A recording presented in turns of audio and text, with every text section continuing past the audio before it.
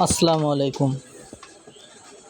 ছোট পরিসরে গড়ে তোলা আমার মুরগির খামারে সফলতা আসতে শুরু করেছে, আলহামদুলিল্লাহ।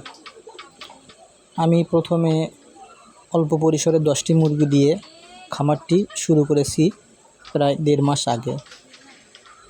এই 1.5 মাসে কিছু সমস্যার সম্মুখীন হয়েছি এবং সমাধানও পেয়েছি। এখন আল্লাহর অশেষ রহমতে আমার খামারে দেশি মুরগিগুলো ডিম দিতে শুরু করেছে এবং আপনারা দেখতে পাচ্ছেন যে মুরগিগুলো আমার কতটা সুস্থ সবল রয়েছে। মুরগি পালন করে লাভবান হতে হলে আপনাকে প্রথমে অল্প পরিসরে মুরগি পালন করে মুরগি পালনের অভিজ্ঞতা অর্জন করতে হবে।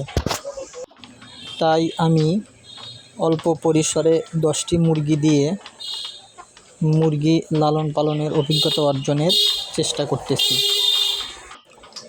ইনশাআল্লাহ আমি এই মুরগি পালনে সফলতা পাব।